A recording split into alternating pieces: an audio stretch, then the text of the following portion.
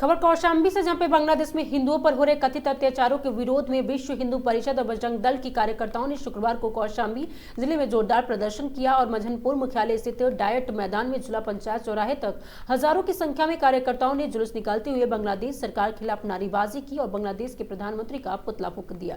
प्रदर्शन के दौरान कार्यकर्ताओं ने हाथों के तख्तियां लेकर बांग्लादेश सरकार के खिलाफ जमकर नारे लगाए। इस दौरान विहिप और बजरंग दल के कार्यकर्ताओं ने सामूहिक रूप से हनुमान चालीसा का पाठ भी किया। प्रदर्शनकारियों ने चेतावनी दिया कि यदि बांग्लादेश में हिंदुओं पर हो रहे अत्याचारों के खिलाफ ठोस कार्रवाई नहीं की गई तो देश में हिंदू समाज सड़कों पर उतरने की मजबूर होगा। विश्व हिंदू परिषद जिलाध्यक्ष नीलमणि ने बताया कि बांग्लादेश में जिस प्रकार हिंदुओं पर अत्याचार हो रहा है उसको लेकर हम लोग पूरे देश में बजरंग दल विश्व हिंदू परिषद राष्ट्रव्यापी आंदोलन कर रहे हैं। धरना प्रदर्शन इसके द्वारा भारत सरकार को ये बताना चाहता है कि अगर बांग्लादेश की सरकार इसी तरह हिंदुओं पर अत्याचार कर रही है तो उन पर सही प्रकार के संबंधों को खत्म कर दिया है। शीघ्र से शीघ्र अगर की सैन्य कार्रवाई करके हिंदुओं की रक्षा करने की कार्य करें। प्रदर्शन के विहिप के जिलाध्यक्ष नीलमणि त्रिपाठी, जिला मंत्री और कार्यक्रम संयोजक राजेंद्र प्रपा और विहिप जिला मंत्री शाह विवेक जायसवाल, बजरंग दल जिला गोरख प्रमुख उपेंद्र विश्वकर्मा, दीपक वर्मा सहित हजारों संख्या में कार्यकर्ता मौजूद रहे।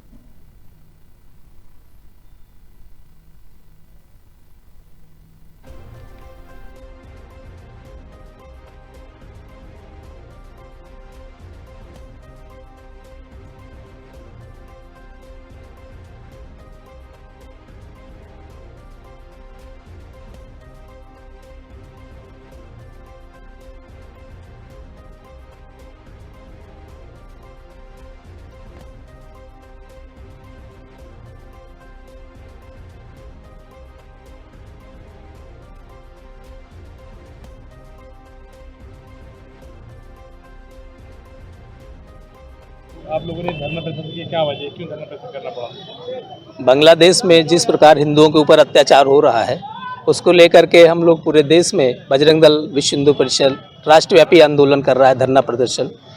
और इसके द्वारा हम भारत सरकार को ये बताना चाहते हैं कि अगर बांग्लादेश की सरकार इसी तरह हिंदुओं पर अत्याचार कर रही है तो आप उनसे सभी प्रकार के संबंधों को खत्म करते हुए शीघ्र सैनिक कार्रवाई करके हिंदुओं की रक्षा काम करें। बांग्लादेश की जो पूर्व प्रधानमंत्री भगोड़ी है वो हिंदुस्तान में रह रही है, इसके बारे में क्या कहना चाहते हैं?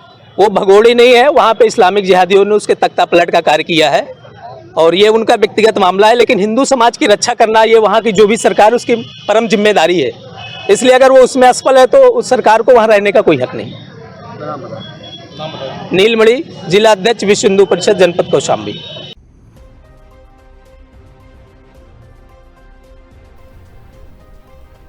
खबर अमरोहा से, जहां पे उत्तर प्रदेश के जनपद अमरोहा में विकास खंड गजरौला औद्योगिक क्षेत्र के अंतर्गत आने वाले गांव बसैली, सवाजपुर, डोर आदि के जंगलों को हुआ प्रदूषित और जहरीला पानी। भारतीय किसान यूनियन संयुक्त मोर्चा पार्टी के समस्त पदाधिकारियों ने किया धरना प्रदर्शन और बताते चले कि विकास खंड गजरौला औद्योगिक क्षेत्र के केमिकल फैक्ट्रियां चलाते कई गाँव के जंगलों का पानी प्रदूषित और जहरीला हो गया है, जिससे किसान बहुत ही परेशान है। किसान अपनी फसलों के पालने के लिए नलकूपों द्वारा पानी देते हैं और फसलें नष्ट हो जाती है, जिसके कारण किसानों की आर्थिक स्थिति कमजोर होती जा रही है।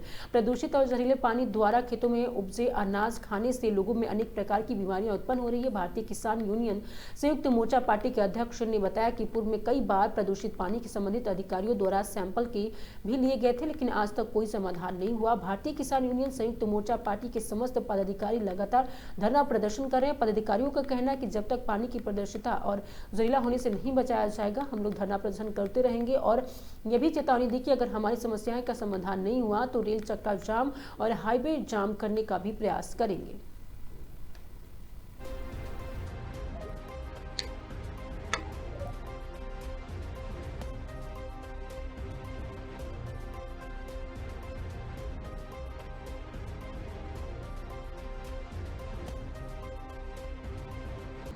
दोस्तों नमस्कार, मैं हूं सतपाल सिंह मान। हम आप पहुंचे हैं गजरौला के अंदर।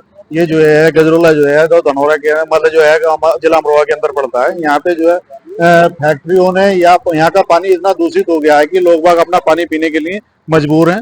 और यहाँ के जो है भारतीय किसान यूनियन संयुक्त मोर्चा के राष्ट्रीय अध्यक्ष जी जो है यहाँ पर धरना प्रदर्शन कर रहे हैं और वो किसानों की आवाज को बुलंद कर रहे हैं कि जो है जल है तो कल है।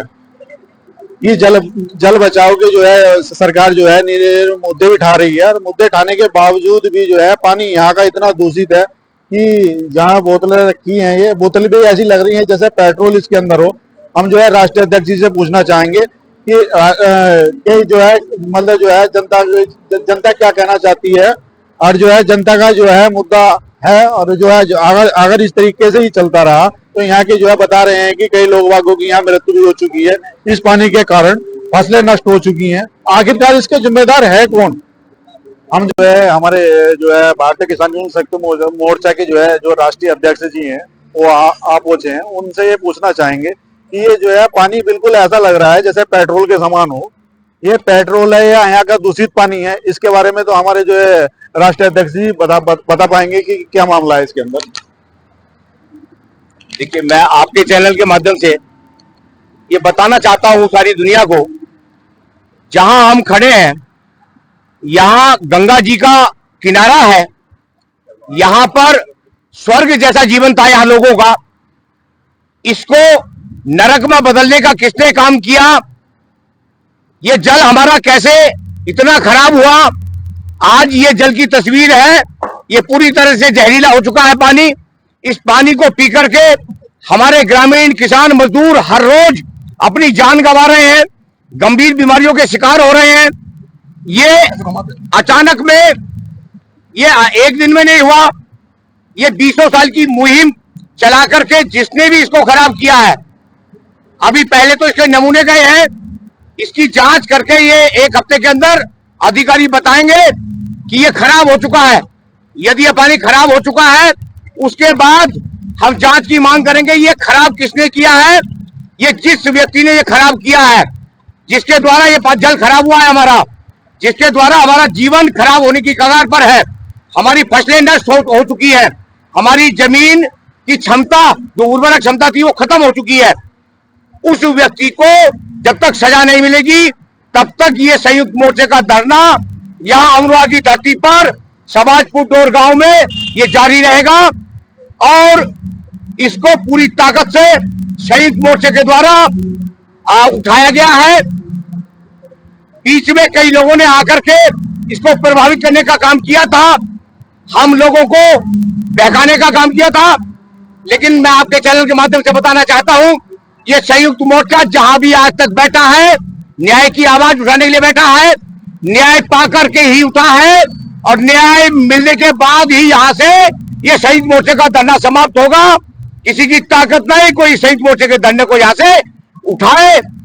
संयुक्त मोर्चा पीछे हटने वाला नहीं है, चाहे वो लड़ाई हमारी भारत सरकार से हो, उत्तर प्रदेश सरकार से हो, और चाहे वो ये जल माफियाओं से हो। आज जल माफियाओं से हम लोग यहाँ लड़ने के लिए बैठे हैं। हमें पूरी उम्मीद है हमारे सूबे के मुख्यमंत्री योगी आदित्यनाथ जी इसमें इस क्षेत्र के किसानों को बचाने का प्रयास करेंगे, और हमारी इस मुहिम से जुड़ करके उन जल माफियाओं को और भू माफियाओं को ये सबक सिखाने का काम करेंगे कि जल को खराब करने का परिणाम क्या होता है। ऐसी हमारी सरकार से मांग है। प्रशासन हमारा बहुत सहयोगी है। डीएम साहब ने तत्काल प्रभाव से इसकी जांच कराने के निर्देश दिए। सारी टीमें जो भी जांच में इसमें शामिल हुई है वो डीएम साहब के तत्काल निर्देश देने के बाद इसमें शामिल हुई है, और जांच के नमूने यहां से जा चुके हैं। अब जांच क्या आएगी वो आप सबके सामने 4 दिन के बाद प्रस्तुत हो जाएगी। धरना प्रदर्शन को कितना समय हो गया है? धरना प्रदर्शन के लिए हमारा आज 7वां दिन, छठा दिन जारी है, और ये धरना प्रदर्शन जब तक जारी रहेगा जब तक इसका कुछ समाधान नहीं होगा। यहाँ जो है इस पानी से आदमियों की भी मृत्यु हो रही है, और जितने भी हमारे ग्रामवासियों के पशु हैं वो भी इससे प्रभावित हो रहे हैं। उनकी दूध देने की क्षमता कम हो गई है, और हमारी फसलों पर इतना प्रभाव है कि 1 बीघे में गन्ना नियर अबाउट 90-100 कुंटल निकलता है, यहाँ 10 कुंटल की क्षमता भी नहीं रह गई है। अगर जो है ये मान के चलो प्रशासन आपकी आवाज नहीं सुनता तो आप क्या करें?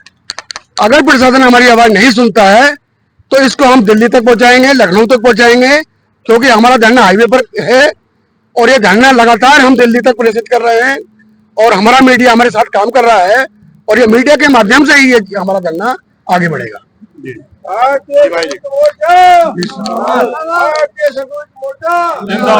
सबसे पहले तो मैं धन्यवाद करूंगा आप सभी मीडिया बंधुओं का कि आप सभी लोग यहाँ तक आए और हमारे दर्द को साझा करने के लिए, हमारे दर्द को, हमारी आवाज को दिल्ली और लखनऊ सरकार तक पहुंचाने के लिए मैं बता दूं, राष्ट्राध्यक्ष जी के आदेश पर राष्ट्राध्यक्ष जी खुद साथ हैं। भारतीय किसान यूनियन संयुक्त मोर्चे का धरना आज 6ठा दिन है लगातार चलते हुए, और सिर्फ हमारी यही मांग है, हम किसी के खिलाफ नहीं है, हम तो सरकार से और प्रशासनिक न्याय प्रणाली जो है उससे हम ये मांग करते हैं कि ये पानी जहरीला हुआ तो किस वजह से हुआ। हम किसी के विरोधी नहीं है, हमें तो सिर्फ सच्चाई का पता करना है कि जो इसका दोषी हो उसके खिलाफ सख्त कार्रवाई हो। और मैं ये बता देना चाहता हूं आपसे, अगर अभी तो हम शांतिपूर्वक धरना दे रहे हैं, अगर हमें जरूरत पड़ी तो हम रेलवे ट्रैक भी जाम करेंगे और सामने हम हाईवे भी जाम करेंगे, अगर हमारी मांग नहीं मानी गई तो। ये हमारी न्यायिक जांच नहीं हुई सही तरीके से, ये कहना चाहेंगे हम आपसे। नहीं, हमें ये बताना मतलब पूछना चाहेंगे कि मतलब जो है इतनी ऊर्जा जो है, जैसे कि आपने जो है इस तरीके से जो है मतलब कार्यक्रम अपने करते रहते होंगे या जो है धरना प्रदर्शन करते रहते होंगे, जनता की आवाज को बुलंद करते रहते होंगे, ये ऊर्जा आपको प्राप्त कहां से होती है?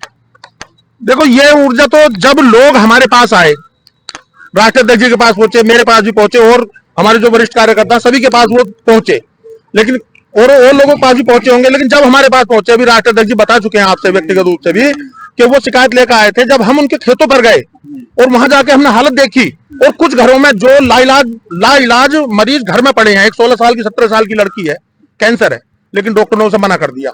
जब उन लोगों के हम उनके घरों में एक वक्त खाने की राशन तक नहीं है, और वो इलाज कहां से कराएंगे?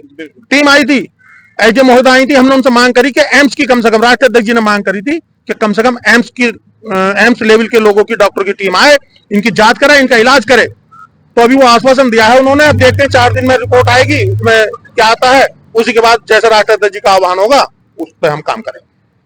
हमारे यहाँ जो है काफी जनता से बात हुई, राष्ट्राध्यक्ष जी ने बताया कि अगर जो है हमारी समस्या का समाधान नहीं होता है या जनता का समाधान मतलब समस्या का समाधान नहीं होता है तो हम हमारा धरना प्रदर्शन जारी रहेगा। आखिरकार ये मान करो यहाँ का जो है पानी दूषित हुआ, उसका जिम्मेदार कौन? ये सरकार बताए या यहाँ का प्रशासन बताए, इसका जिम्मेदार है कौन? मैं तो सतपाल सिंह मान, आप देख रहे थे आकाश टाइम्स न्यूज। धन्यवाद। खबर बिलग्राम से, जहां पे मुख्यमंत्री उद्यमी योजना के नाम पर अत्यधिक 1 लाख की ठगी। वही सरकारी शिक्षक बनकर दिया लोन का झांसा, पैसे लौटाने के चेक भी बाउंस किया गया। नगर में मुख्यमंत्री उद्यम योजना के तहत लोन दिलाने के झांसा देकर ठगी ने सनसनीखेज मामला सामने आया है। आरोप है कि खुद को सरकारी शिक्षक बताते एक व्यक्ति ने 2 युवकों को कुल अत्यधिक 1,10,000 रुपए ठग लिए और अब फरार हो गया है।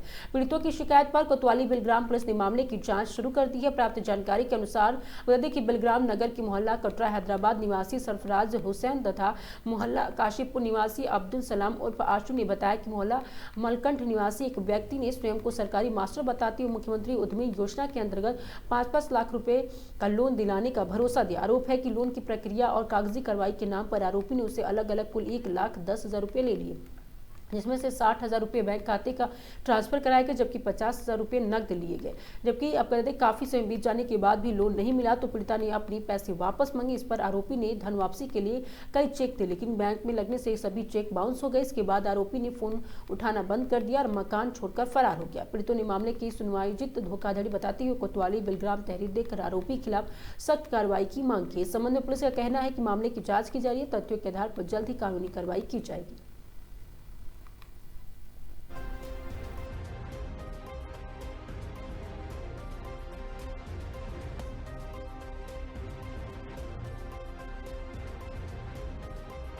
मैं सरफराज हुसैन मोहल्ला कटरा हैदराबाद का रहने वाला निवासी हूँ। मेरे पीपल नीचे दुकान है इलेक्ट्रिक की। एक हिमांशु यादव नाम का लड़का आया मेरे पास, बोला उद्यम वाला लोन करा दूंगा 5 लाख वाला, और लोन कराने के नाम पर उसने 60,000 रुपये ऑनलाइन लिया है मुझसे और 50,000 रुपये कैश लेकर गया है। और घर जाने पर वो घर हम लोग गए तो वो फरार था, उसके घर वालों ने बताया तो हम लोग थाने में जाके उसके खिलाफ FIR कर दिए। कितने लोग थे आप? 3 लोग थे। कौन कौन थे? हम, आंसू, एक और थे। खबर सांडी से, जहां पे सांडी पुलिस की मुठभेड़ में शातिर टप्पीबाज गिरफ्तार हुए। जी हां, आपको दें कि 10,900 नकद और घटना में प्रयुक्त मोटरसाइकिल, अवैध शस्त्र और वादी के आधार पर कार्ड बरामद किए गए। बिलग्राम क्षेत्राधिकारी रवि प्रकाश के निर्देशन में कोतवाली सांडी राकेश यादव के नेतृत्व में थाना सांडी पुलिस टीम द्वारा टप्पीबाजी की घटना में संलिप्त और शातिर अभियुक्त को पुलिस मुठभेड़ के दौरान गिरफ्तार किया गया है। पुलिस के अनुसार अभियुक्त की तलाश में टीम द्वारा चेकिंग और घेराबंदी की जा रही है। इसी दौरान अभियुक्त द्वारा पुलिस टीम पर फायरिंग भी की गई है, जिस पर पुलिस ने आत्मरक्षा जवाबी कार्रवाई कार्रवाई की है और वहीं मुठभेड़ के बाद अभियुक्त के मौके से गिरफ्तार कर लिया गया है। गिरफ्तार अभियुक्त के कब्जे से 10,900 रुपये नकद, टप्पेबाजी घटना, प्रयुक्त मोटरसाइकिल और एक अवैध अपराधिक सशस्त्र और वादी के आधार पर कार्ड बरामद किया गया है। पुलिस ने बरामदगी के आधार पर अभियुक्त के विरुद्ध संबंधी धाराओं के मुकदमा दर्ज कर विधिक कार्रवाई प्रारंभ करने की भी दी है। सत्र अधिकारी रवि प्रकाश सिंह ने बताया कि अभियुक्त के आपराधिक इतिहास की जानकारी की जा रही तथा अन्य घटनाओं में संलिप्तता की जांच भी की जा रही है। कोतवाल राकेश यादव ने कहा कि अपराधियों के विरुद्ध अभियान आगे भी सख्ती से जारी रहेगा। पुलिस की इस कार्रवाई से क्षेत्र में अपराधियों का भय का माहौल है और आमजन में सुरक्षा को लेकर विश्वास बढ़ गया है।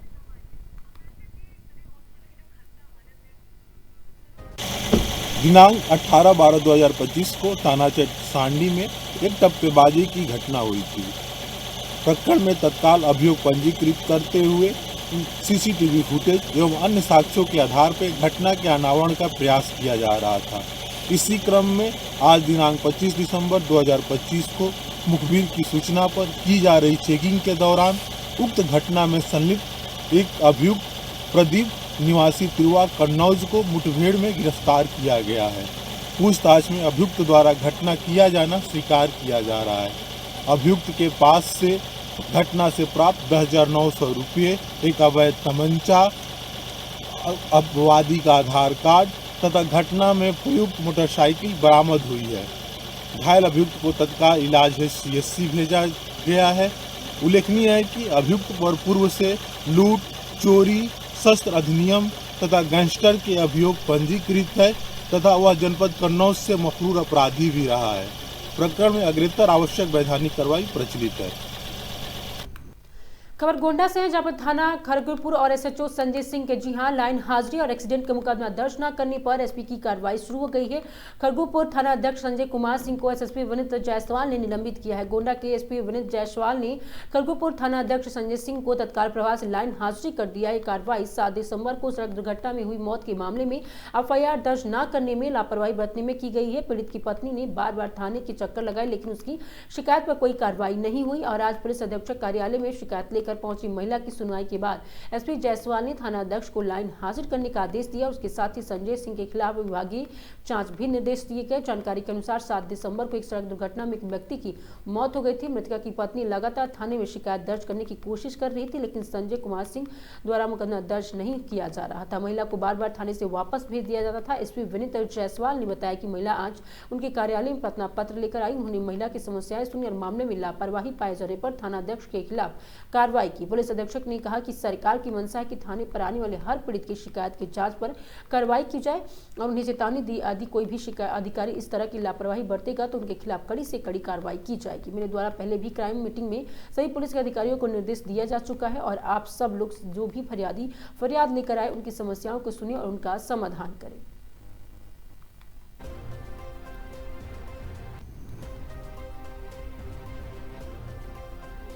खबर मिर्जापुर से, जहां पर उत्तर प्रदेश के मिर्जापुर जिले में औरौरा भंडारी देवी पहाड़ के नीचे आयोजित सम्राट अशोक शिलालेख महोत्सव कार्यक्रम बड़े ही धूमधाम से मनाया गया।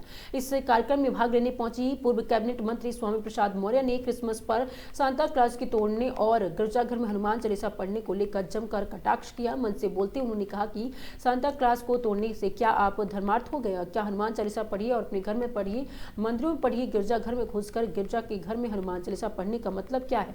ये गुंडागर्दी नहीं है तो और क्या? ये कट्टरता और धार्मिक आतंकवाद और गुंडागर्दी आज समाज और देश के हर चीज पर परखा कर रहा है और वही बता दें कि अहम किसी धर्म को मानने वाले को रोका नहीं जा सकता है। हम किसी भी धर्म को मानने वाले की आस्था पर चोट नहीं कर सकते। उनका कहना है कि हम अपनी धार्मिक भावना आस्था की चिंता करते, दूसरे लोगों को भी अपनी धार्मिक भावना और आस्था की चिंता करने की आवश्यकता होगी।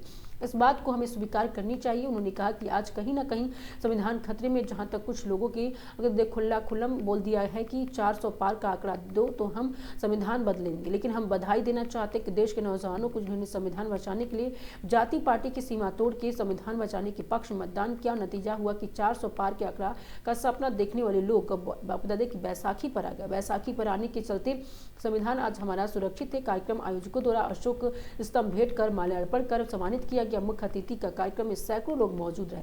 सबसे पहले मुख्य अतिथि द्वारा ध्वजारोहण किया गया और दीप प्रज्वलित कर कार्यक्रम का शुभारंभ किया गया।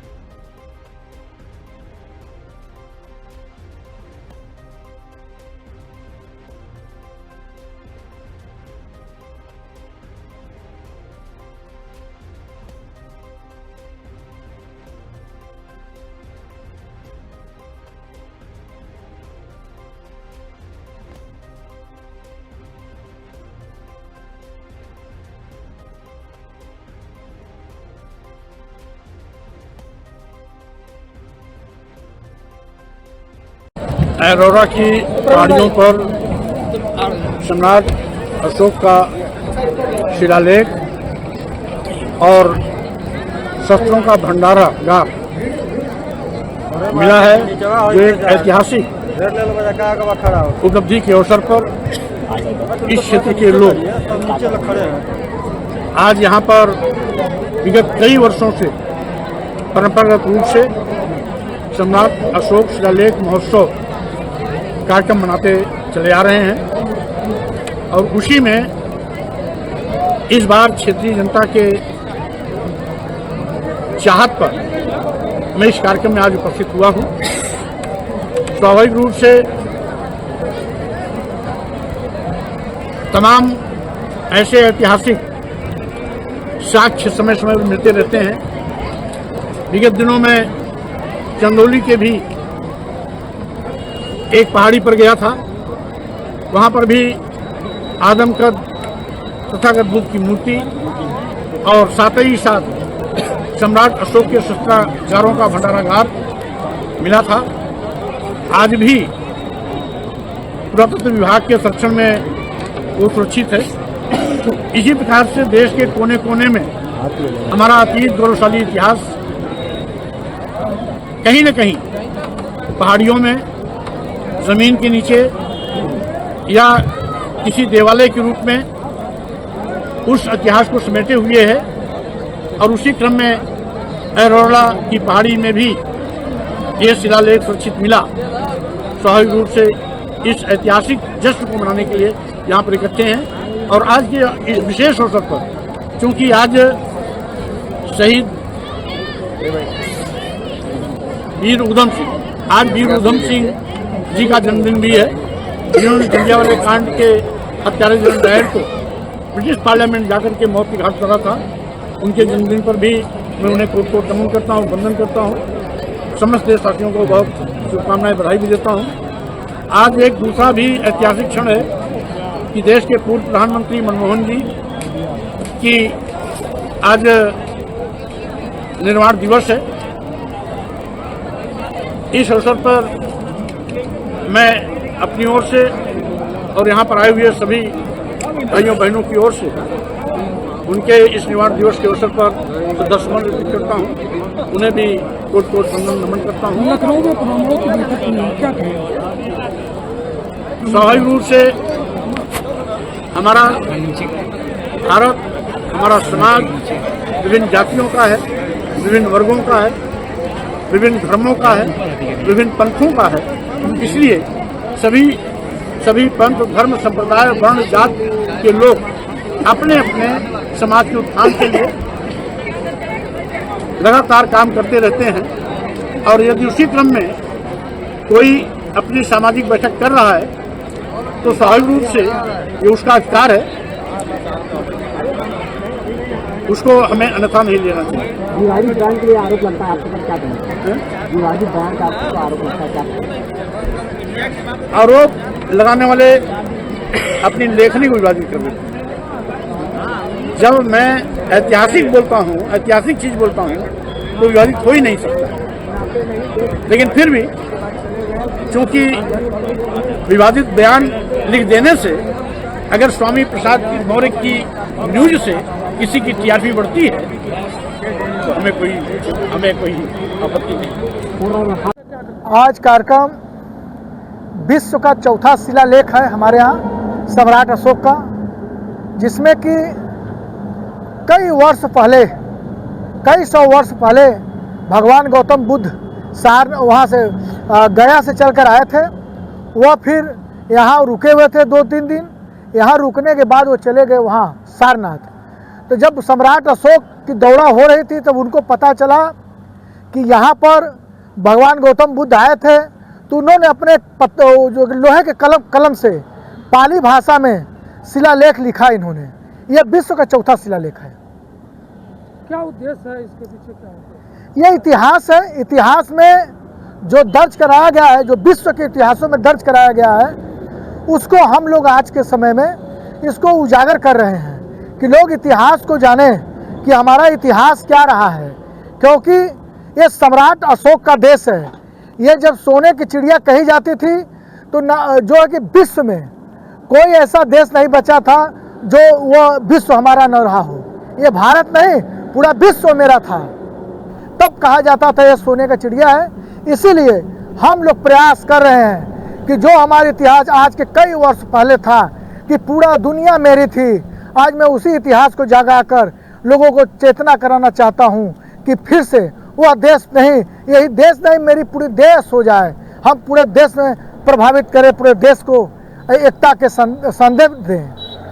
खबर सीतापुर से, जहां पे पुरानी रंजिश के चलती हुई खूनी वारदात। जी हां, दो समुदाय के बीच हुई गोलीकांड से फैली दहशत और वही हमलावरों ने पिता पुत्र की गोली मारकर की हत्या। बीते 24 घंटे में पहले हुआ था दोनों पक्षों में विवाद। पुलिस ने बता दें कार्रवाई के नाम पर की थी खानापूर्ति। वही कई थानों से पुलिस मौके पर पहुंची। जनपद के थाना इमलिया सुल्तानपुर क्षेत्र के फतेहपुर का ये पूरा मामला बताया जा रहा है।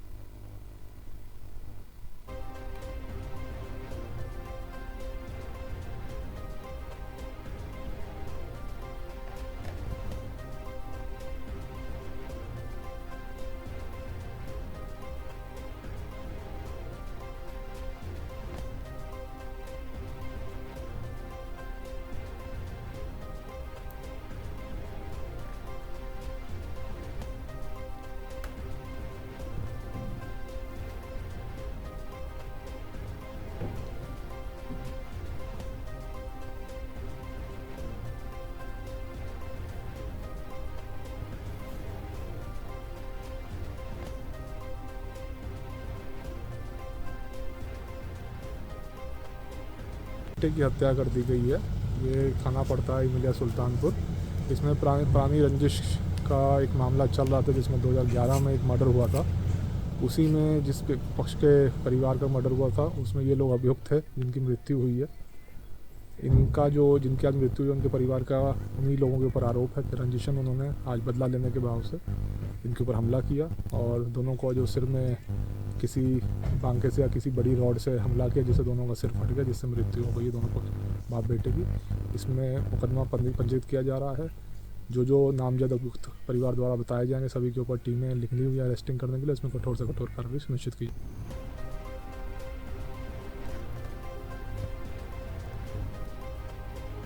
खबर गाजियाबाद से, जहां पे गाजियाबाद के निर्भीक पत्रकार अपूर्वा चौधरी को मिला अटल तिरंगा सम्मान 2025। जी हां, नई दिल्ली पूर्व प्रधानमंत्री भारत रत्न अटल बिहारी वाजपेयी की 121वीं जयंती पर राष्ट्रवादी संगठन के सैल्यूट तिरंगा द्वारा आयोजित भव्य अटल तिरंगा सम्मान 2025 समारोह में गाजियाबाद की साहसी और निर्भीक पत्रकार अपूर्वा चौधरी को सम्मानित किया गया। ये कार्यक्रम NDMC कन्वेंशन सेंटर नई दिल्ली में संपन्न हुआ, जहाँ देश भर में विभिन्न क्षेत्रों में उत्कृष्ट योगदान देने वाले 30 विशिष्ट व्यक्तियों को प्रतिष्ठित सम्मान प्रदान किया गया। संगठन के राष्ट्रीय अध्यक्ष राजेश झा के नेतृत्व में आयोजित इस समारोह में भाजपा के राष्ट्रीय महामंत्री दुष्यंत कुमार गौतम विशेष रूप से मौजूद रहे। अपूर्वा चौधरी को यह सम्मान भाजपा सांसद मनोज तिवारी और चिदानंद स्वामी ने प्रदान किया। अपूर्वा चौधरी ने दैनिक समाचार पत्र भारत का बदलता शासन की समाचार संपादक तथा एक्टिव जर्नलिस्ट एसोसिएशन की भी अध्यक्ष रह चुकी हैं।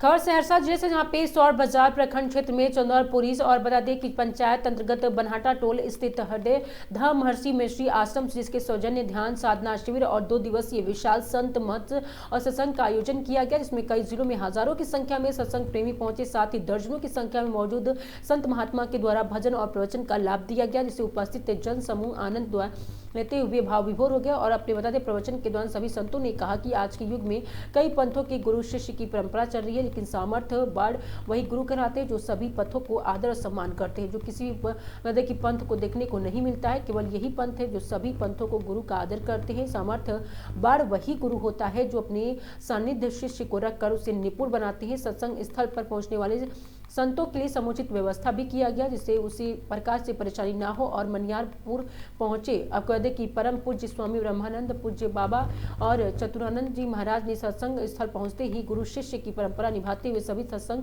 प्रेमी और अपने स्थान पर खड़े हो गए और जय गुरु महाराज की जयकारा करने लगी। इसी बीच मौजूद सभी साधु महात्मा द्वारा जोरदार स्वागत किया गया। साथ ही परम पूज्य स्वामी महर्षि पूज्यपद बाबा चतुरानंद जी ने महाराज द्वारा सभी को बैठने को इशारा किया और प्रवचन के बाद उपस्थित सैकड़ों की संख्या में जनप्रतिनिधि द्वारा पूज्य बाबा का माल्यार्पण कर आशीर्वाद भी प्राप्त किया गया। विशेष जानकारी देते हुए पूज्य बाबा अनुभवानंद जी महाराज ने बताया कि आज पूज्य पद बाबा चतुरानंद जी महाराज द्वारा भव्य तोरण द्वारा शिलान्यास भी किया गया, जो बहुत ही जल्द बनकर तैयार हो जाएगा। और अपनी मधुर वाणी से ब्रह्मश्री पूज्य पद बाबा और चतुरानंद जी महाराज आज के गुरु शिष्य की परंपरा पर चर्चा करते हुए कुछ बात भी पेश की।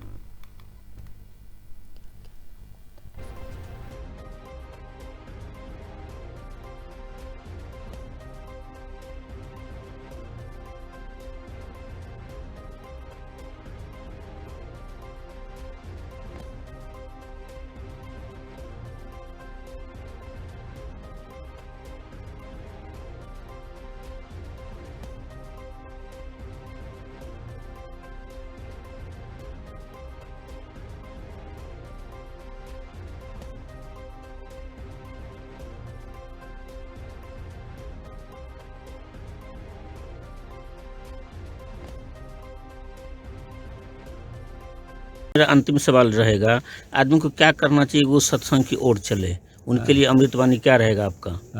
आदमी को, इंसान जो सत्संग की ओर चले, उसके लिए उसको क्या क्या करना चाहिए? उसके लिए जो ये आध्यात्मिक पाठशाला जो है ये पाठशाला जगह पर जगह चले हैं। पाठशाला में तो जैसे भौतिक ज्ञान के लिए पाठशाला चाहिए ना, ये आध्यात्मिक ज्ञान का तो हर स्कूल में कॉलेज में सब पढ़ाई हो, हर जगह पढ़ाई ही हो। हाँ, सही बात है। तो भौतिक ज्ञान और अध्यात्म ज्ञान दोनों का समन्वय होना चाहिए। भौतिक ज्ञान भी चाहिए, लेकिन भौतिक ज्ञान से पर्याप्त परम कल्याण नहीं होगा जब तक अध्यात्म ज्ञान।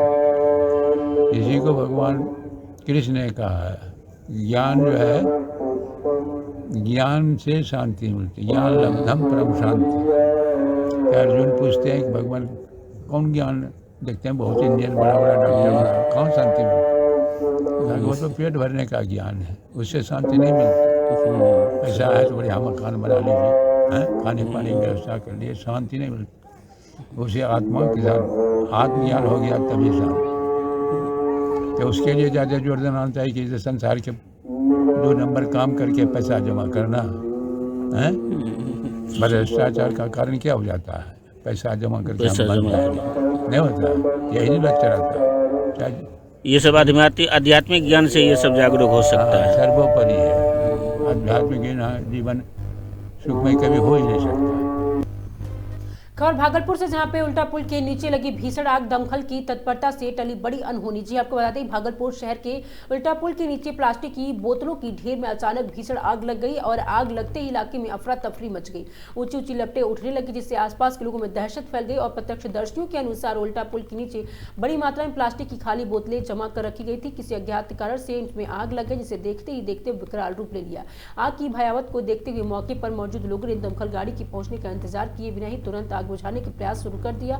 इस दौरान आग लगने की सूचना अग्निशमन विभाग को दी गई। सूचना मिलते ही दमकल की गाड़ियां कुछ ही देर में मौके पहुंची और कड़ी मशक्कत के बाद आग पर पूरी तरह से काबू पा लिया गया। दमकल कर्मियों के त्वरित कार्रवाई से आग आसपास इलाके में फैलने से पहले ही नियंत्रित कर ली गई। अग्निशमन विभाग ने बताया कि इस घटना में किसी भी प्रकार के जनमाल की क्षति नहीं हुई है, जो राहत की बात है। हालांकि प्लास्टिक सामग्री में आग लगने से धुआं और गर्मी की काफी अधिक थी, जिससे स्थिति कुछ समय के लिए आपको बता दें कि गंभीर बनी रही। फिलहाल आग लगने के कारणों की जांच की जा रही है। वहीं स्थानीय लोगों ने पुल के नीचे इस तरह से प्लास्टिक कचरे की भंडारा पर सवाल उठाते हुए प्रशासन से उचित आपको बता दें कि कार्रवाई करने और निगरानी रखने की भी मांग की है।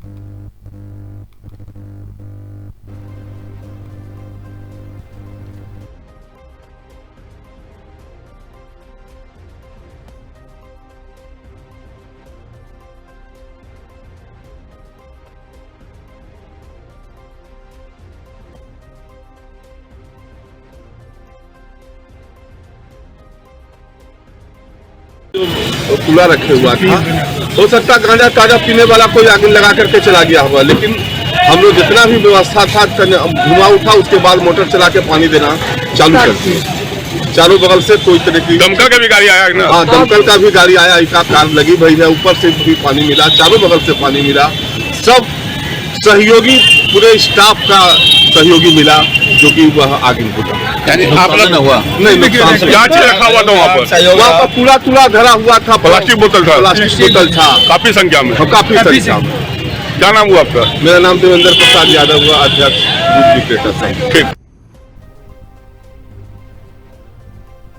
खबर भागलपुर से, जहां पे बाबा बूढ़ानाथ मंदिर के पावन प्रांगण में सनातन संस्कृतियों को सशक्त करने के उद्देश्य से तुलसी पूजा और सामूहिक हनुमान चालीसा का पाठ भव्य आयोजन किया गया। इस धार्मिक कार्यक्रम में बड़ी संख्या में श्रद्धालु भक्तों ने भाग लिया और भक्ति भाव से पूजा अर्चना की। इस अवसर पर मंदिर प्रबंधक वाल्मीकि सिंह ने कहा कि आज के समय में हम भारतीय संस्कृति और अपने धार्मिक मूल्यों से धीरे धीरे दूर होते जा रहे हैं। उन्होंने कहा कि जब तक हम अपने धर्म और संस्कृति के प्रति जागरूक नहीं होंगे, तब तक सनातन धर्म की रक्षा संभव नहीं है। उन्होंने शहरवासियों, विशेषकर युवाओं से अपील करते हुए कहा कि आने वाले नव वर्ष के अवसर पर अधिक से अधिक संख्या में बाबा बूढ़ानाथ मंदिर पहुंचकर पूजा अर्चना करें और सनातन संस्कृति संरक्षित और सुदृढ़ करने में अपना योगदान दें।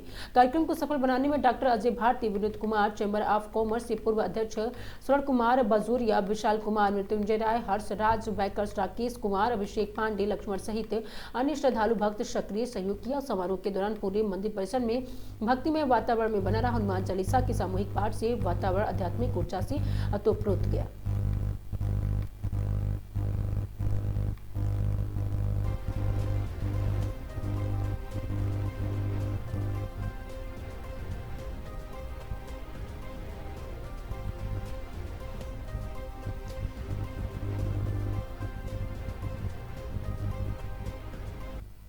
आज सनातन धर्म के लिए लोग दूसरे तरफ जो है कैंडल जलाने के लिए जाते हैं, तो हम लोग सनातन धर्म के लिए जो है बाबा बूढ़ानाथ मंदिर में आयोजन किया गया कि यहाँ हनुमान चालीसा का पाठ और तुलसी पूजन जो कि किया जाए।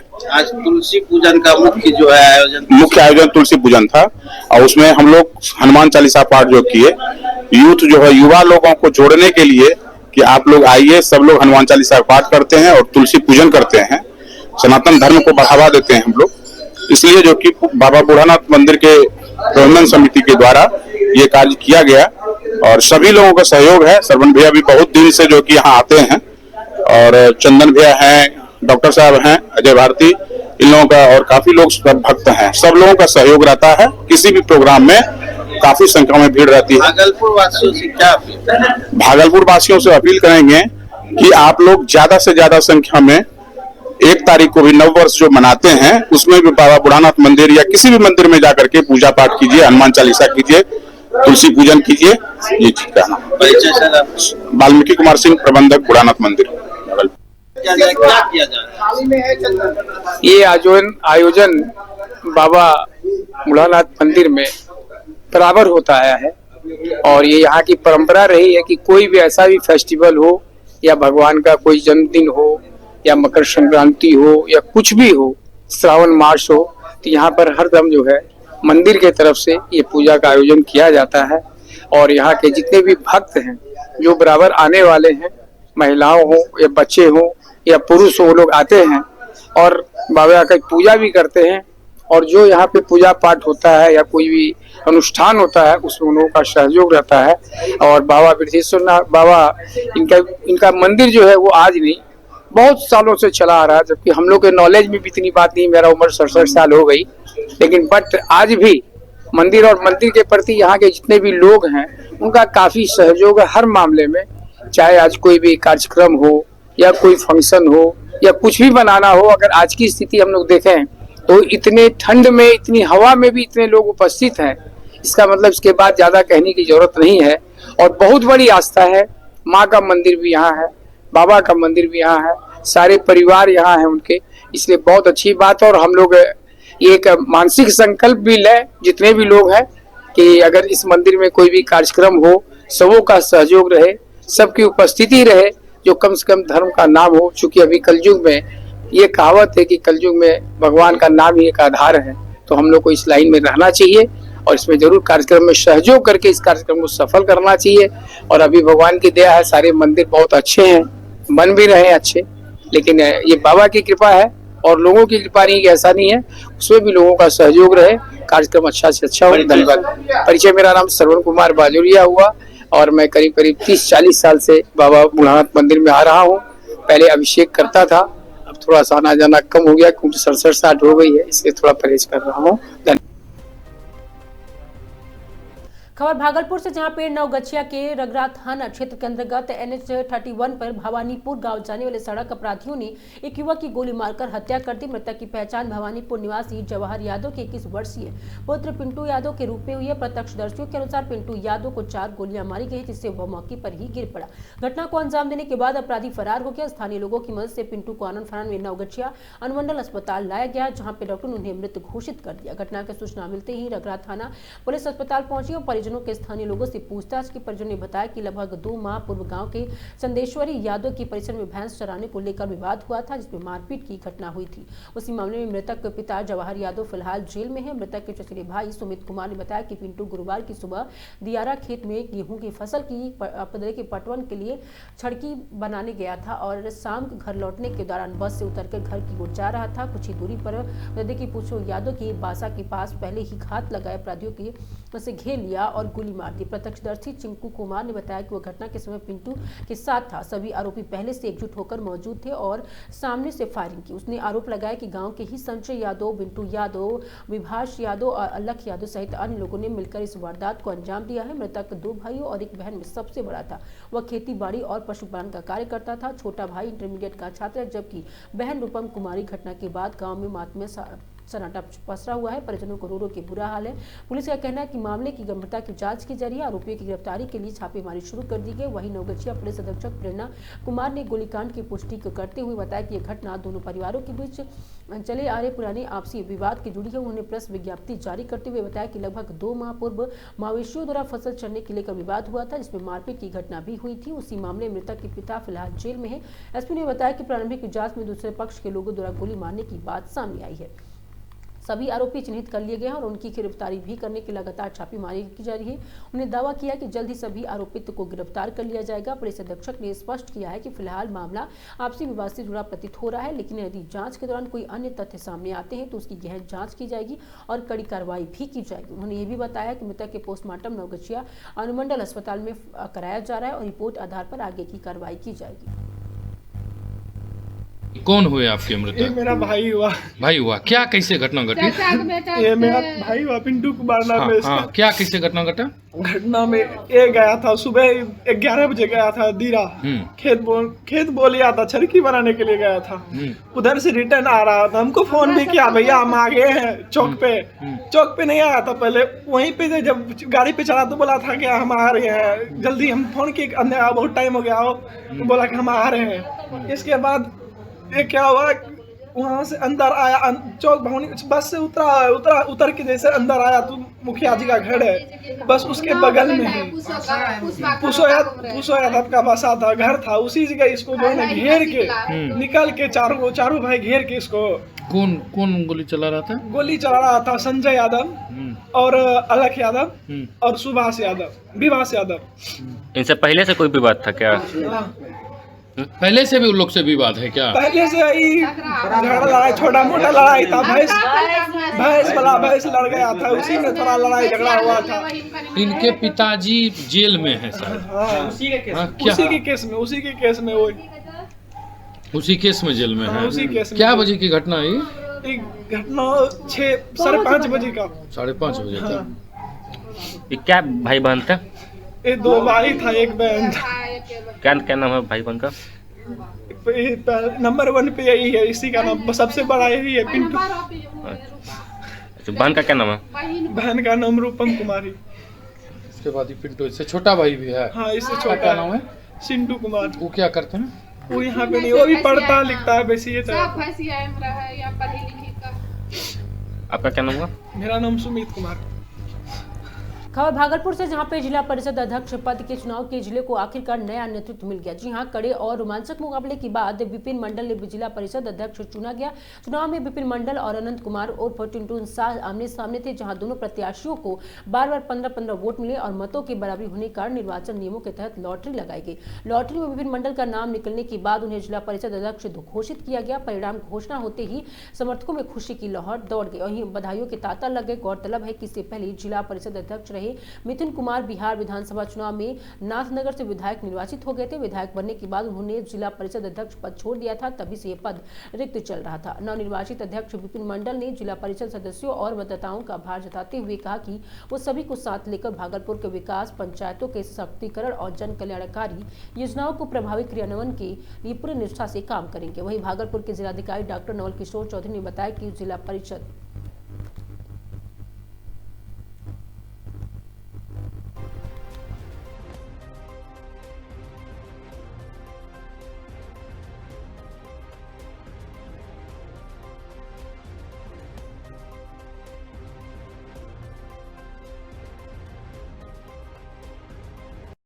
किया गया। माननीय राज्य निर्वाचन आयोग के निर्देशानुसार आज 26 दिसंबर को 11 बजे से जिला परिषद अध्यक्ष के निर्वाचन की प्रक्रिया को प्रारंभ किया गया। कुछ देर के बाद सभी लोग आए, जो नियत समय पे सभी जिला परिषद सदस्य उपस्थित हुए। निर्वाचन की प्रक्रिया जो विधिवत जो निर्देशानुसार शुरू हुआ और प्रक्रिया को पूर्ण भी किया गया और अध्यक्ष पद का चुनाव भी हुआ और संपूर्ण चुनाव जो राज्य निर्वाचन आयोग के प्रेक्षक के मौजूदगी में हुआ और शांतिपूर्ण तरीके से हुआ और बिल्कुल अच्छे तरीके से पारदर्शिता के साथ चुनाव को संपन्न किया। तो पार्षद के मन पर है, पार्षद ने हमको नहीं चाहा, इसलिए हम उसको स्वीकारते हैं। इसमें कहीं कोई सच्चाई को स्वीकार करना चाहिए। तो आपके पक्ष से कितने पार्षद उनके पक्ष से सदन में तो हम लोग सब साथ गए थे। 22 पार्षद हमारे साथ थे, सहमति भी थी, लेकिन 15 पार्षद ने हमको भरोसा जताया, 7 पार्षद नहीं जताए। चलिए कोई बात नहीं। क्या ये वही पार्षद थे जो पिछले बार भी आपने हक के? अब देखिए, इसमें तो कुछ कह नहीं सकते हैं। जो किए उनको धन्यवाद देते हैं, कोई दिक्कत नहीं है। हम अपना हार जो स्वीकार करते हैं। बहुत धन्यवाद सभी पार्षदों का, और ये हमको लगता है कि कर्म का फल है। सभी लोगों ने मेरे ऊपर विश्वास किया और एक हमको कहिए कि 10 साल जो हमने काम किया, सेवा किया, उसका ये फल है कि हमको सब पार्षदों ने सपोर्ट किया। अंदर क्या क्या हुआ था, अंदर का बताइए। 15 टाई हो गया था, फिर लॉटरी से हमारा नाम आया, अध्यक्ष बने। प्रस्तावक जयप्रकाश और जनार्दन और थे। खबर भागलपुर से, जहां पे जिला परिषद अध्यक्ष पद के चुनाव के बाद जहां एक ओर जीत का जश्न मनाया जा रहा है, वहीं दूसरी ओर आपको बता दें कि समरालय परिसर में उस वक्त अफरा तफरी मच गई जब जिला परिषद सदस्य शिव कुमार मंडल अचानक बेहोश होकर गिर पड़े। यह घटना समराला के मुख्य गेट पर उस समय हुई जब नवनिर्वाचित अध्यक्ष के समर्थक जीत का जश्न मना रहे थे। प्रत्यक्षदर्शियों के अनुसार चुनाव परिणाम घोषित होते ही माहौल उत्साह से भर गया। इस दौरान जिला परिषद अध्यक्ष शिव कुमार मंडल की तबियत अचानक बिगड़ गई और समराला घाले खेत पर आपको कहते बेहोश हो गए। उन्हें गिरता देखकर मौके पर मौजूद जिला परिषद सदस्यों और अन्य लोग ने तुरंत उन्हें संभाला और घटना की जानकारी मिलते ही अन्य जिला परिषद सदस्य मौके पर ही पहुंचे। बिना देरी किए शिव कुमार मंडल को इलाज के लिए नजदीकी अस्पताल ले जाया गया। फिलहाल उनकी स्थिति पर नजर रखी जा रही है। बताया जा रहा है कि चुनावी तनाव और अत्यधिक उत्साह के कारण उनकी तबियत बिगड़ने की आशंका जताई जा रही है। हालांकि चिकित्सकीय जांच के बाद उनकी स्थिति को लेकर स्पष्ट जानकारी अभी सामने नहीं आई।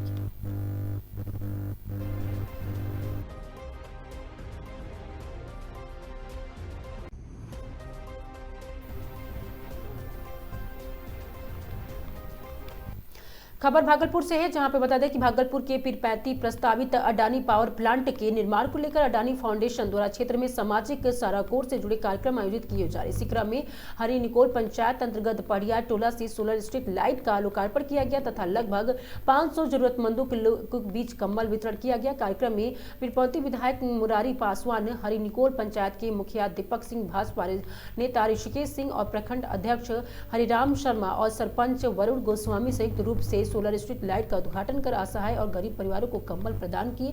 इस अवसर पर विधायक मुरारी पासवान ने कहा कि पहाड़िया टोला आदिवासी बस्ती में अडानी फाउंडेशन में सौजन्य आयोजित कंबल वितरण कर सोलर स्ट्रीट लाइट लोकार्पण कर कार्यक्रम में शामिल हुए और सुखद अनुभव भी हुआ। उन्होंने कहा कि सोलर स्ट्रीट लाइट की स्थापना से क्षेत्र में रात्रि के समय आवागमन सुगम हुए और वही ठंड के मौसम में जरूरतमंद परिवारों को कंबल मिलने से राहत मिलेगी। विधायक ने कहा कि अडानी फाउंडेशन द्वारा सामाजिक उत्तरदायित्व को तहत किए जा रहे हैं और ये सराहनीय कार्य है जो समाज की अंतिम पंक्ति में खड़े लोग तथा सुविधाएं पहुंचाने का कार्य करते हैं। कार्यक्रम के दौरान अडानी पावर प्लांट और अडानी फाउंडेशन के अधिकारी भी उपस्थित रहे।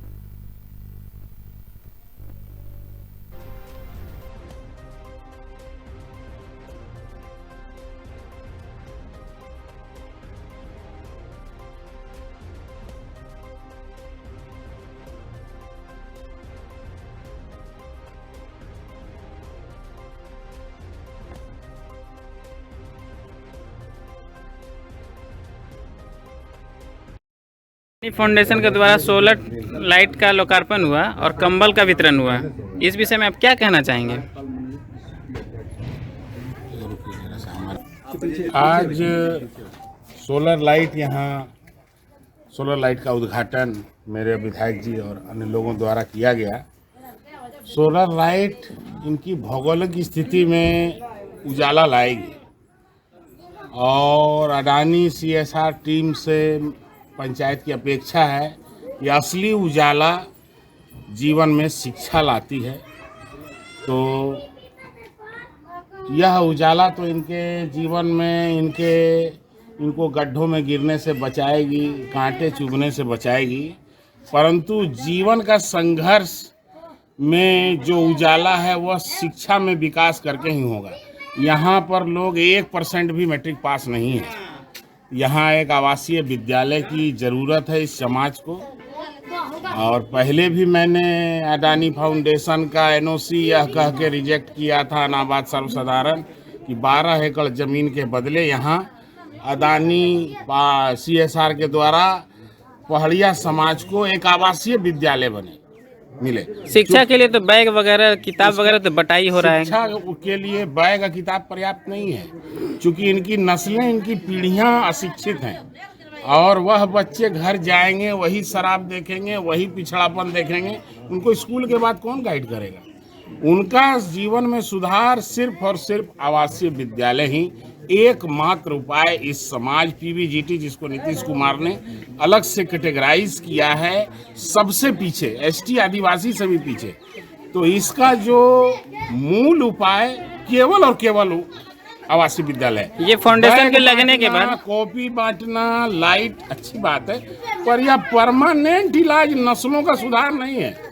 यह से वो अपने अधिकारों के बारे में, अपने विकास के बारे में 1% भी आगे नहीं बढ़ सकते। जब यहाँ थर्मल 5वां पास करेंगे, 1% डाटा आप उठा के देख लीजिए, इस गांव में 1% भी मैट्रिक पास नहीं है। ये सब खाना पूर्ति अच्छी बात है, पर यह खाना पूर्ति से ये पर्याप्त नहीं है। थर्मल पावर प्लांट लगने के बाद कारोबार होगा और उसके बदले में यहाँ के समाज के लिए जो है ये अपर्याप्त है। यहाँ आवासीय विद्यालय होना ही चाहिए। CO साहब ने NOC मांगा था, NOC में हमारे ग्राम सभा ने सशर्त रिजेक्ट किया है कि अनाबाद सर्वसाधारण यहाँ कब्रिस्तान की भी ज़मीन अडानी पावर प्लांट को पहाड़िया समाज की चली गई। हम आगे CO साहब से कहेंगे कि वो उसको संरक्षित करें, उसका मालिकाना हक ऑथराइजेशन पंचायत का है और देखा जाएगा कि कहीं जबरन उस 12 एकड़ ज़मीन पर कोई कार्य न हो। हमारे मांगों पर कोई ध्यान नहीं दिया गया और ये लाइट और बैग यह समाज के उत्थान के लिए पर्याप्त नहीं है। इन्हीं शब्दों के साथ, और अडानी अगर सच में यहाँ के लोगों का विकास चाहती है, यहाँ के पिछड़े समाज के लिए आवासीय विद्यालय खोले और इसके लिए हम लोग लगातार आगे मांग अपनी बढ़ाते रहेंगे। जिस प्रकार आपके मांग है सर, ताकि उत्थान हो सके आदि समाज का, तो नहीं हो पाती है, तो उसके लिए फिर आप क्या? उसके लिए तो हमने कहा तो कि NOC हमने रिजेक्ट कर दिया है। सशर्त NOC कहा है कि देंगे, आवासीय विद्यालय दीजिए PVGT को, वह हमारे अधीन है पंचायत के 12 एकड़ ज़मीन। हम देखेंगे, कानूनी एक्सपेक्ट, लीगल एक्सपेक्ट देखेंगे कि उस ज़मीन पर कोई कार्य ना हो। हमारा ज़मीन जो पंचायत का ज़मीन है वह ज़मीन एज इट इज रहे। अगर उस ज़मीन पर कोई कार्य होगा तो हम हाई कोर्ट जाएंगे धरना देंगे, काम रोकेंगे, ऐसा नहीं कानूनी कि तरीके से। थर्मल पावर बनने के बाद बहुत सारे बड़ी बड़ी स्कूल खुलेगा यहाँ पे बहुत। खुलेगी, पीपीजीटी के लिए क्या होगा? स्कूल तो खुलेगा जिसके पास टका है, फीस भरेगा, स्कूल में जाएगा। गरीबों के लिए नहीं होगा। टका वाले के लिए आवासीय विद्यालय होगा। ये इन स्कूलों से आप देख लीजिए ना, इस पूरे गांव में 1% मैट्रिक पास हैं। 500 की आबादी है, 10 मैट्रिक पास आपको नहीं मिलेंगे। अब पूरे बिहार में ये डाटा नहीं है, पूरे बिहार से सबसे गरीब गांव है। ऐसा गांव आपको पूरे बिहार में उदाहरण। अपना पूरा परिचय बता दीजिए। मुखिया हरिनकोल दीपक सिंह। आज जो कंबल वितरण हुआ अडानी फाउंडेशन के द्वारा सर, तो इसके बारे में कुछ जानकारी। अडानी फाउंडेशन द्वारा जो कंबल वितरण हुआ, अर्थात अडानी एक ऐसा कंपनी है जो समाज सेवा का भी काम करते हैं। जो विकास के जहाँ होता है सूत्र, जहाँ विकास होना चाहिए वहाँ विकास भी करते हैं, और जहाँ सेवा का भाव रहता है वहाँ पर उनके द्वारा सेवा भी किया जाता है। तो इस तरह अडानी कंपनी का बहुत बहुत आभार, जो हमारे पहाड़िया जातियों में आकर के कम्बल से लेकर के मास्क तक वितरण किया। इसके लिए बहुत बहुत आभार। प्रत्येक व्यक्ति को एक एक कम्बल मिलना है, चूँकि इसलिए कि और पहाड़िया जाति के लोग थोड़ा कुछ उस प्रकार का सेवन करते हैं जिससे कि वह अपना अस्त व्यस्त स्थिति में रहते हैं। इसलिए अस्त व्यस्त स्थिति के रहने के कारण उनके लिए ओढ़ने और बिछाने के लिए भी कुछ नहीं रहता है। इसलिए हमने और निर्णय लिया कि प्रत्येक और व्यक्ति को और कम्बल मिलना चाहिए जिससे कि वो ओढ़ भी सके, साथ में बिछा भी ले। और मेरी आग्रह को अडानी कंपनी के कृष्णा जी हैं जो देख रेख करते हैं, इन्होंने मेरे बात को हाथों हाथ ले करके इस बात को स्वीकार करके सभी के बीच में और कम्बल वितरण करने का और भरसक चाह कि अत्यधिक हम इन लोगों को दे दें और सेवा का भाव हम कृष्णा जी के मन में भी देखें।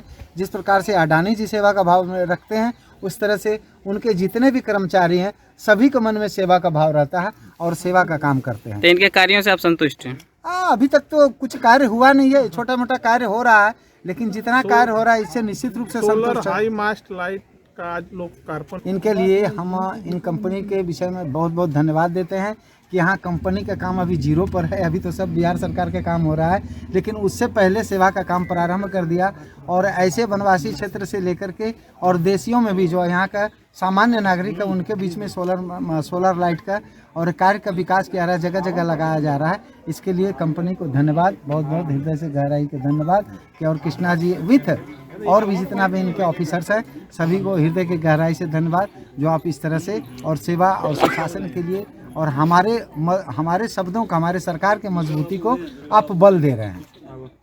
पहाड़िया समाज के आज जो कंबल वितरण का प्रोग्राम हुआ अडानी फाउंडेशन के द्वारा, इस विषय में आप क्या कहना चाहेंगे? आज अटल जी का जन्मदिन है। कृष्णा जी से बात हुई थी हम लोग को कि भाई अटल जी का जन्मदिन है और आप जो है सहयोग कीजिए। इन्होंने भरपूर मात्रा में कंबल लेके जितना कहा जाए वो कई गुना ज़्यादा लेके और गरीबों के बीच में बांट रहे हैं जो हमारे समाज के सबसे नीचे पंक्ति में है।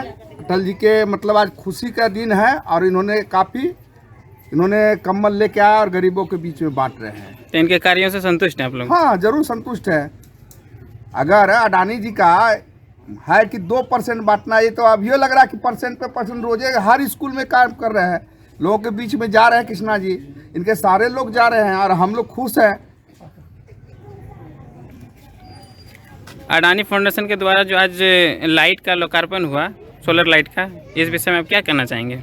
जी, मैं इस पंचायत का सरपंच हूं और मेरा पंचायत का ये एक अंग है और जो कि पिछड़ा हुआ गांव है, पहाड़िया समुदाय से लोग आते हैं। तो अडानी के लोगों ने चिंता किया, ठंड में हम लोगों का आज अटल जी का जन्मदिन भी है, तो जन्मदिन के अवसर पे क्या कंबल का वितरण किया गया। सभी लोगों को कंबल वितरण किया जा रहा है और सोलर स्ट्रीट लाइट भी देख रहे हैं, आज इसका भी उद्घाटन किया गया, लोकार्पण किया गया। तो हम लोग निश्चित तौर पर अडानी के साथ कदम से कदम मिला के हैं, इनके विकास कार्यों में जो भी सहभागी, चूँकि ये मेरे पंचायत से भी जुड़ा हुआ है तो हम लोगों को अच्छा लगता है कि चलिए कुछ विकास हो रहा है, इसलिए हम लोग धन्यवाद। खबर भागलपुर से, जहां पे दिल्ली पुलिस की कांस्टेबल भर्ती परीक्षा देने उत्तर प्रदेश के अलीगढ़ से भागलपुर आए 19 वर्षीय छात्र करण सिंह कथित अपहरण की सूचना से पुलिस महकमे में हड़कंप मच गया। सूचना मिलते ही भागलपुर पुलिस ने त्वरित कार्रवाई शुरू की और महज 2.5 घंटे के भीतर छात्र के सकुशल बरामद कर लिया गया। इस कार्रवाई के दौरान पुलिस ने एक बड़े अंतर्राज्यीय साइबर अपहरण गिरोह को पर्दाफाश भी किया है। जांच में सामने आया कि यह गिरोह लंबे समय से बिहार के परीक्षा केंद्रों पर अपना अड्डा बनाकर पंजाब, हरियाणा, उत्तर प्रदेश से समेत कई राज्यों से आए प्रतियोगितों को छात्रों का निशाना बना रहा था। आरोप है कि गिरोह परीक्षा में सालभर बैठाने के नाम पर छात्रों और उनके परिजनों से 10 से 15 लाख रुपए तक की अवैध वसूली करता था। पुलिस ने हबीबपुर थाना क्षेत्र के मुरारी यादव के मकान के पास छापेमारी कर 6 आरोपियों को गिरफ्तार किया है। हैरानी की बात यह है रही कि कथित अपहरण और छात्र करण सिंह को वहां मौजूद मिला और यही प्रारंभिक पूछताछ में गिरोह के नेटवर्क, साल भर व्यवस्था और पैसों की उगाही से जुड़े कई अहम तथ्य भी सामने आए हैं। फिलहाल सभी आरोपियों से पूछताछ जारी है और गिरोह से जुड़े अन्य सदस्यों की तलाश में पुलिस छापेमारी कर रही है। पुलिस अधिकारियों का कहना है कि इस कार्रवाई से परीक्षा माफियों पर बड़ी चोट लगी है और आगे की भी सख्त कार्रवाई की जाएगी।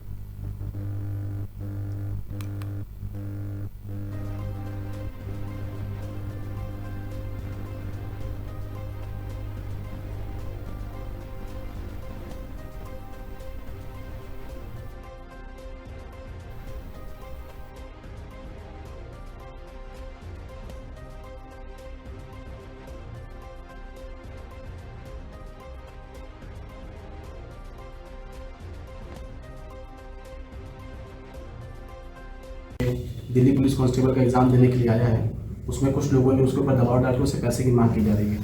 जब वहाँ पर त्वरित रूप से हमारी छापेमारी टीम ने जाकर छापा मारा और वहाँ पर उसको हिरासत में लेकर पूछताछ करी गई, जो उन व्यक्तियों के साथ मिल रहा था। तो पूछताछ में यह बात सामने आई है कि इस व्यक्ति को 6 लाख रुपये का वादा करके यहाँ पर भेजा गया था कि वहाँ पर आप जाइए और आपका पूरी तरीके से एग्ज़ाम क्लियर करवा दिया जाएगा। इसमें आगे इन्वेस्टिगेशन करी गई तो ये हम लोग को अब तक आनुषंगिक जाँच में पता चला है कि जो ये सेंटर चल रहा था अंग इंस्टीट्यूट नाम से डाट बाट चौक पर, वो इंस्टीट्यूट पूरी तरह से कॉम्प्रोमाइज़ था। वहाँ पर जो भी एग्ज़ाम करवाए जा रहे थे उसमें कुछ लोगों को पंजाब, हरियाणा, उत्तर प्रदेश से भागलपुर का सेंटर पढ़वा कर यहाँ पे भेजा जा रहा था। उनसे 10 लाख, 15 लाख, 20 लाख, 25 लाख एग्ज़ाम के हिसाब से, और जो व्यक्ति जिसको गिरोह पकड़ता था उस व्यक्ति के कैपेसिटी के हिसाब से उसका पैसा मांग के यहाँ पर उसको भेजा जाता था। यहाँ पर आकर वो व्यक्ति कंप्यूटर रीस्टार्ट करता था। कंप्यूटर रीस्टार्ट करने के बाद किसी एक ऑनलाइन जो एनीडेस्क के माध्यम से उसका जो कंट्रोल है किसी और रिमोट लोकेशन पे चला जाता था। वहाँ पर कोई सॉल्वर बैठ कर या तो गूगल के माध्यम से या चैट जीपीटी या फिर सॉल्वर के माध्यम से वहाँ से सीधे कंप्यूटर की स्क्रीन को कंट्रोल करके एग्ज़ाम के जो आंसर्स थे वो मार्क किए जाते थे, जिससे कि वो सारा एग्ज़ाम क्लियर कर देता था। और बाद में इनके सर्टिफिकेट्स वगैरह सिक्योरिटी के रूप में रख पाते थे और बाद में जो पैसा था वो उनसे एक्सटॉर्शन करते थे। इस संबंध में हम लोग नेटवर्क की जांच करवा रहे हैं। हम लोगों ने वहाँ का जो मेन CPU वगैरह है वो सब किया है। भविष्य में हम लोग आज से कल के बीच में जो सेंटर है वो भी उसको सील कर देंगे, उसमें आगे से कोई भी एग्ज़ाम नहीं होगा। इसके अलावा हम लोग अभी पता कर रहे हैं कि भागलपुर में और कौन कौन से सेंटर्स इस तरीके से चल रहे हैं जो कंप्यूटर बेस्ड टेस्ट करवाते हैं और जो कॉम्प्रोमाइज़ हैं।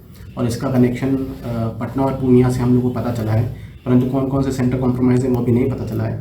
परंतु इस गिरोह का जो पैठ है वो पटना और पूर्णिया में कम से कम ज़रूर है। और जो लोग गांव-गांव में घूम के जो गरीब लड़के रहते हैं, बेरोजगार लड़के रहते हैं, उनको पकड़ते हैं, वहाँ से पूछ करते हैं और यहाँ का सेंटर पढ़वा के उनको झूठा वादा करते हैं कि तुम्हारा एग्ज़ाम क्वालिफाई करवा देंगे।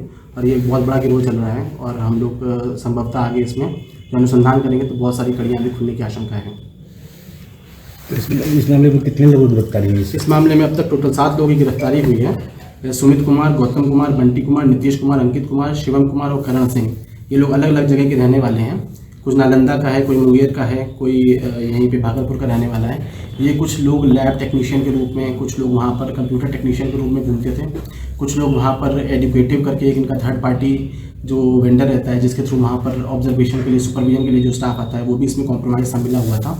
और इन लोगों को जो पैसे वैसे बहुत सारे कार्ड बरामद हुए हैं और कुछ दस्तावेज बरामद हुए हैं, बहुत सारे क्रेडिट कार्ड बरामद हुए जिसके थ्रू ये लोग पैसे का हेरफेर भी करते थे, इधर से उधर पैसा ट्रांजैक्शन भी करते थे। उसके बारे में भी हम लोग भविष्य में अनुसंधान करेंगे। अभी तक आरंभिक जांच में जो बातें सामने आई हैं वो सब आप लोगों को सूचित की जा रही हैं। और इसमें कई पैसों के ट्रांजैक्शन भी सामने आए हैं, मल्टीपल बैंक अकाउंट के लिंक हैं। और इसमें जो मेन सरगना है वो अभी फरार है, उसका भी हम लोगों ने उसको चिन्हित कर लिया है, परंतु उसका हम नाम डिस्क्लोज नहीं कर सकते हैं। उसके छापेमारी के लिए हम लोग की टीमें निकली हुई हैं। बहुत जल्दी हम लोग इसमें सफलता प्राप्त करेंगे।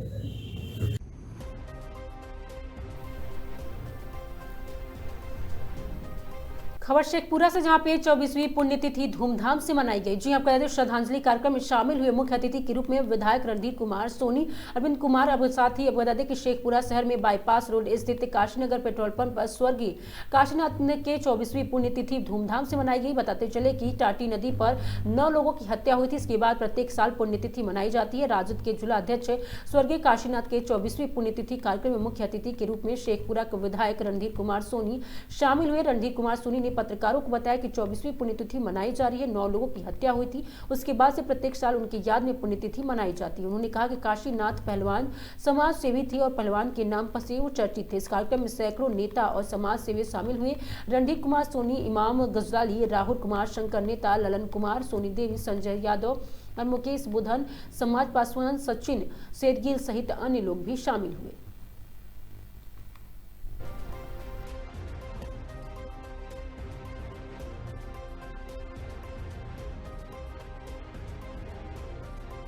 आज 26 दिसंबर के दिन ही उस समय के तत्कालीन राष्ट्रीय जनता दल के जिला अध्यक्ष सहित 9 लोगों की हत्या हुई थी। और उस समय जब काशी पहलवान जी जिला अध्यक्ष थे तो मैं शेखपुरा प्रखंड का प्रखंड अध्यक्ष हुआ करता था। आज भी वह दिन सदा याद है और सदा याद रहेगा। तो उसी क्रम में आज हम लोग आदरणीय काशीनाथ पहलवान सहित 9 जो लोग जिनकी हत्या हुई थी उनको आज श्रद्धांजलि देने के लिए आए हैं।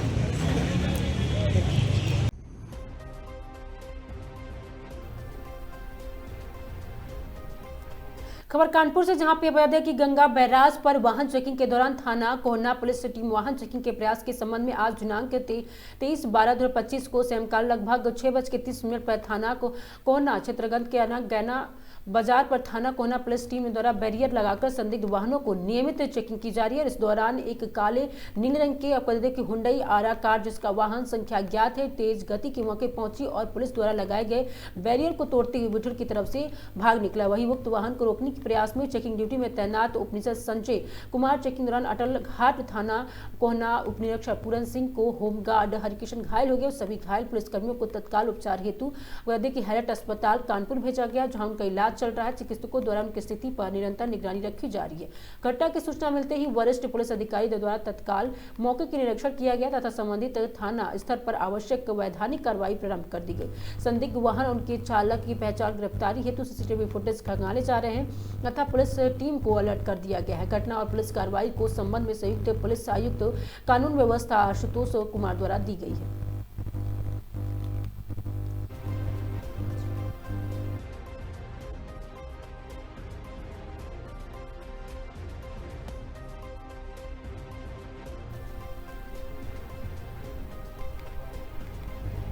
खबर हरिद्वार से, जहां पे हर की पौड़ी के क्षेत्र में कुंभ प्रशासन के अतिक्रमण हटाओ अभियान सरकारी जमीनों पर अवैध कब्जे का बड़े दुकानदारों से सख्त कार्रवाई की गई है। जी हां, अतिक्रमण हटाने वाले सामान जब्त, ढाबों और दुकानदारों को भविष्य के अतिक्रमण न करने की कड़ी चेतावनी दी गई है। हर की पौड़ी पर पार्किंग में जाने वाला मार्ग सकरा अवैध अतिक्रमण के कारण श्रद्धालु और वाहनों की आवाजाही हो रही है प्रभावित। जी हाँ, बार बार हटाने के बावजूद दोबारा हो जाता अतिक्रमण। प्रशासन ने इसे गंभीर समस्या बताते हुए अभियान तेज करने की बात कही है। अपर कुंभ मेला अधिकारी दयानंद सरस्वती का बयान, क्षेत्र के अतिक्रमण मुक्त करने का अभियान लगातार जारी रहा।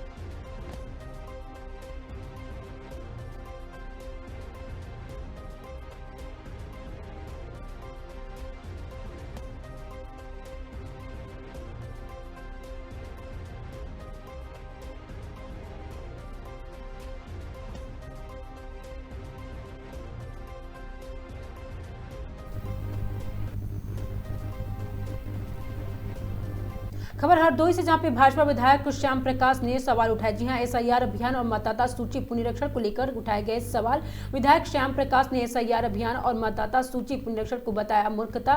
निर्वाचन आयोग और संबंधित अधिकारियों की कार्यप्रणाली पर भी बोला तीखा हमला। विधायक ने सोशल मीडिया पर कड़ी पोस्ट की और वही फेसबुक पर पोस्ट करके विधायक ने प्रशासनिक प्रबंधन के कटघरे में खड़ा कर दिया। एसआईआर और पंचायत की मतदाता सूची दोनों को संशोधन कार्य एक साथ अत्यधिक जल्दबाजी। विधायक ने बड़ा बयान दिया है। ग्राम क्षेत्र के निवासियों से भारी भ्रम पैदा हो रहा है। क्या यह निर्वाचन आयोग और संबंधित अधिकारियों की बहुत बड़ी अनुभवहीनता और मूर्खता का है? वही सत्ताधारी दल के विधायक के द्वारा अपनी ही सरकार और प्रशासनिक तंत्र और निर्वाचन आयोग जैसे संवैधानिक संस्था पर सवाल उठाना बना चर्चा का विषय।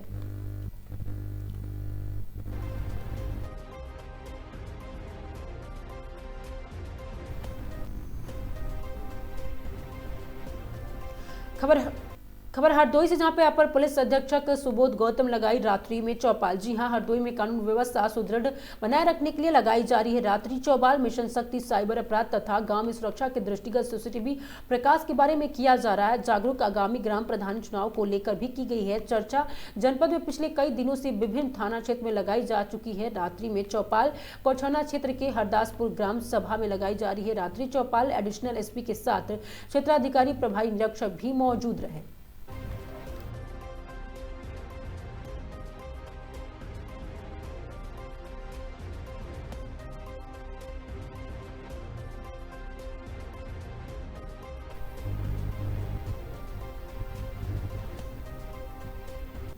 ऐसे ही तमाम बड़ी खबरों के लिए बने रहिए आगाज टाइम के साथ। धन्यवाद।